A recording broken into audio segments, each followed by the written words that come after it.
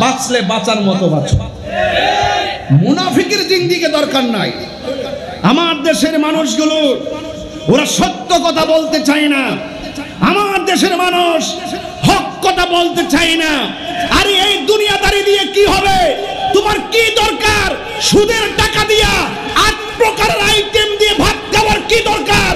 হালাল টাকা দিয়ে তুমি শুটকির ভর্তা দিয়ে ভাত খাও। কথা বলেন ঠিক কি না বলেন? তোমার কি দরকার? এমুকের সঙ্গে সম্পর্ক করব, অমুকের সঙ্গে সম্পর্ক করব। হ্যাঁ, সম্পর্ক করো আশিকে রাসূলের সঙ্গে, সম্পর্ক করো আশিকে আউলিয়ার সাথে, যাদের সম্পর্ক স্বয়ং মদিনাওয়ালার সাথে। কথা বলেন ঠিক কিনা? এটাই হলো উদখুলু ফিস সিলমি কাফা। আয়াত পড়েছি শক্ত, আয়াত পড়েছি শক্ত, এই জন্য শক্ত কথা বলতে হবে। কারবালা শুধু ঘটনা নয়, কারবালা বড় কঠিন এক ইতিহাস।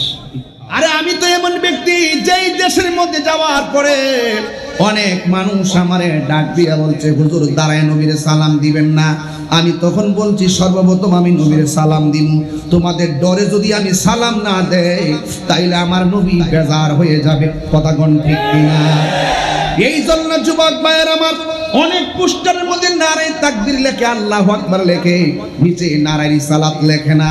এখানে একটা স্লোগান আছে, আমি বলে দিয়ে যাই, নারায়ে তাকবীর আল্লাহু আকবার এটা ওয়াহাদানিয়াতের স্লোগান, নারায়ে রিসালাত ইয়া রাসূলুল্লাহ এটা রিসালাতের স্লোগান, নারায়ে হায়দারি ইয়া আলী এটা বেলায়েতের স্লোগান। কথা কোন ঠিক কিনা? এ যুবক ভাইয়ের আমার, নারায়ে গাউসিয়া ইয়া গাউসুল আজম দস্তগীর, এই স্লোগানগুলো একের পর এক আতিউল্লাহ ওয়া আতিউর রাসূলা ওয়া উলিল আমরি মিনকুম। আতিউল্লাহর স্লোগান হলো আল্লাহু আকবার, আতিউর রাসূল স্লোগান হলো নারে রিসালাত, আর ওয়া উলিল আমরি স্লোগান হলো আল্লাহর ওলিদের স্লোগান। কথা কোন ঠিক কিনা?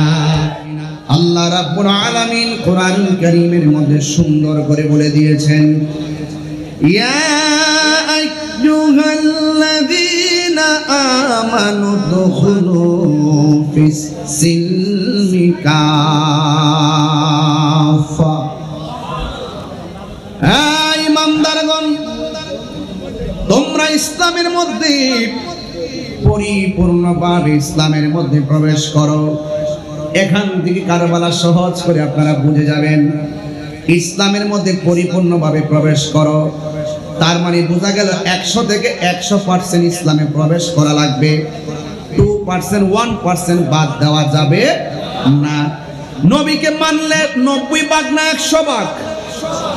আল্লাহকে মানলে 100% মানতে হবে, নবীকে মানলে 100% মানতে হবে, ওলি আল্লাহকে মানলে 100% মানতে হবে, এবং মা বাবাকে মানলে 100% মানতে হবে। যুবকের দল পায়ের মধ্যে হাত দিয়ে বলে দিয়ে যায়, আপনারা যারা মাহফিলে এসেছেন শুধুমাত্র মুখে মুখে নবী নবী বললে চলবে না, হৃদয়ের ভিতরে নবীকে ধারণ করা লাগবে। মুখে মুখে আহলে বায়াত করলে চলবে না, আপনাদের হৃদয়ের ভিতরে আহলে বায়াতের মহব্বত দায়েম রাখতে হবে। কথা বলেন ঠিক কিনা? এই জন্য আল্লাহ বলছেন, উদখুলু ফিস সিলমি কাফা।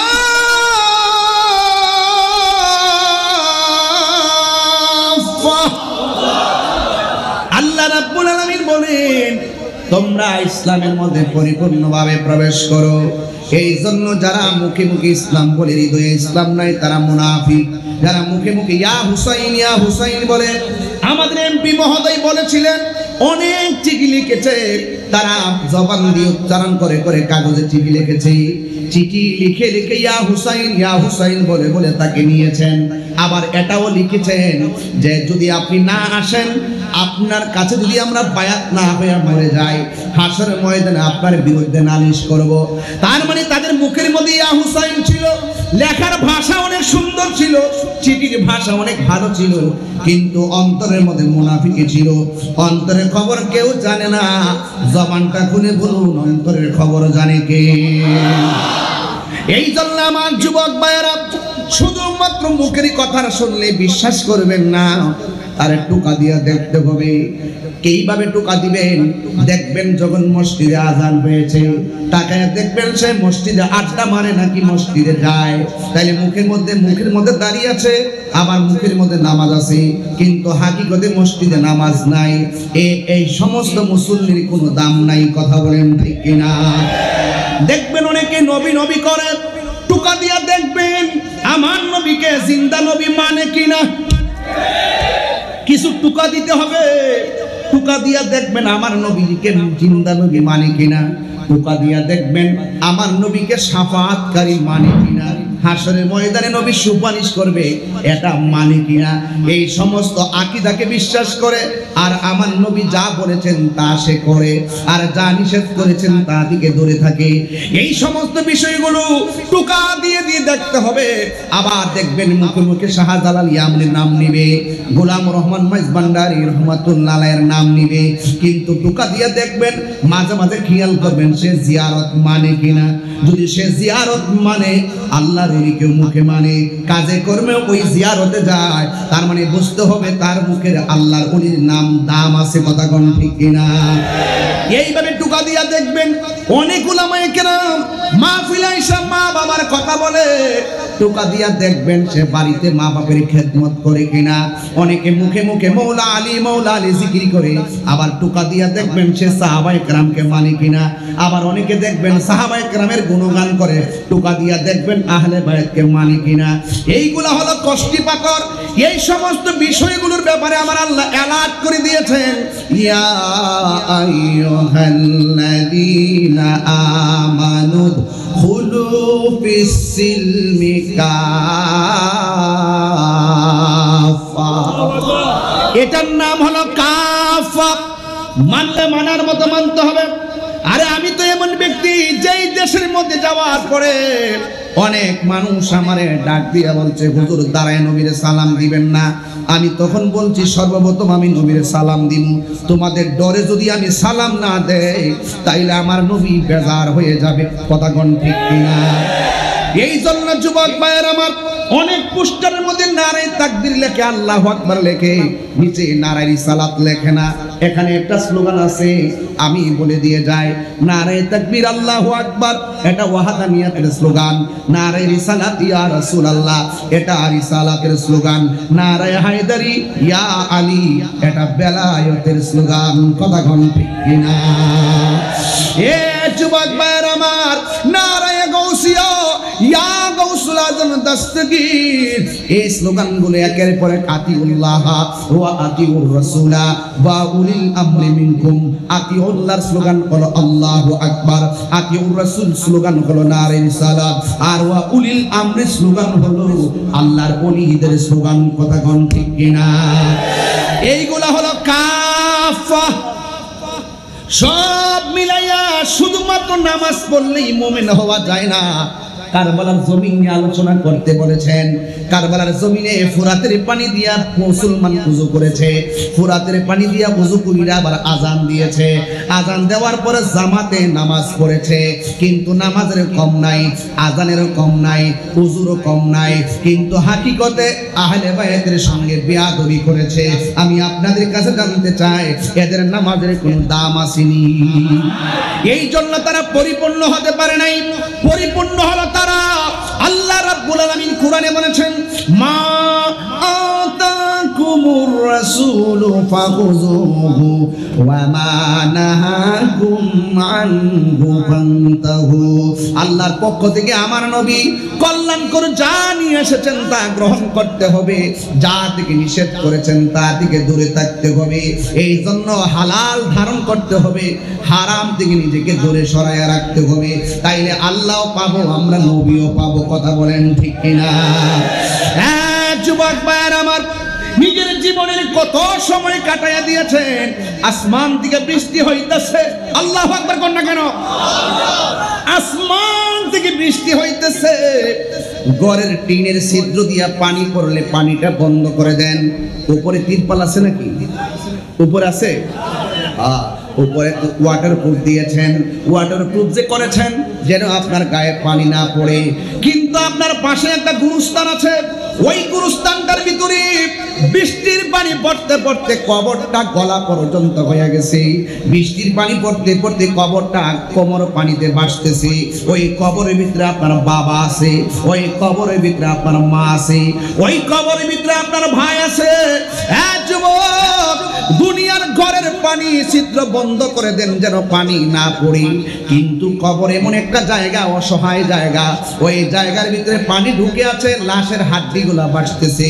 পৃথিবীর কেউ তার কোনো উপকার করার সুযোগ নাই। এই জন্য আমি বলেছি শুধুমাত্র কারবালার ঘটনার মাঝে সীমাবদ্ধ রাখলে চলবে না। যারা ওখানে শহীদ হয়েছে তাদের মর্যাদা কোনো মোল্লা মুন্সি বাড়ায় নাই, ওই আহলে বায়াতের মর্যাদা বাড়াইছেন কে?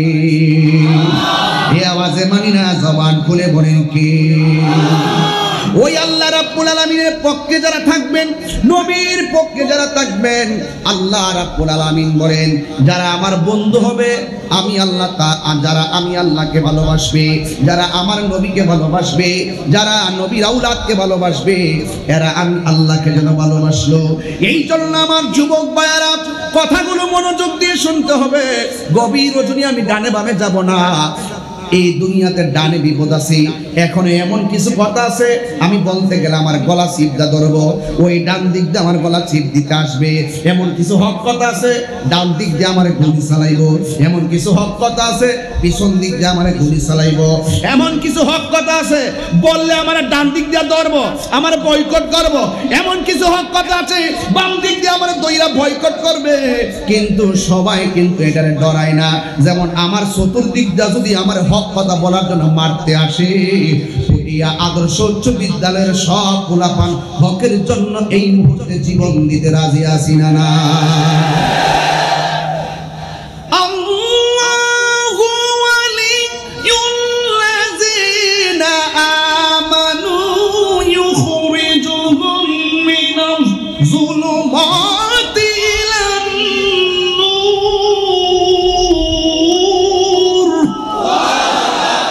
কেন আমি জীবন দেব? কেন আমি তাকে ডরাই না? কেন আমি বুলেটকে ভয় পাই না? কেন আমি কোনো বাহাদুরকে ডরাই না? বুক ফুলায় কথা কই, আমার দলিল জানা আছে। কি জানা আছে? আমার দলিল জানা আছে। ডানে বেঈমান, বামে বেঈমান, সামনে বেঈমান, পিছনে বেঈমান। এই বেটা সেই বেটা, কোটিপতি লাখপতি, হক কথা বলার কারণে আমার টুটি ধরতে আসবে। এইগুলো আমি ডরাই না। আল্লাহ বলেন যারা ইমানদার হবে এদের অভিভাবক স্বয়ং আমি আল্লাহ। আর চিন্তা আছে?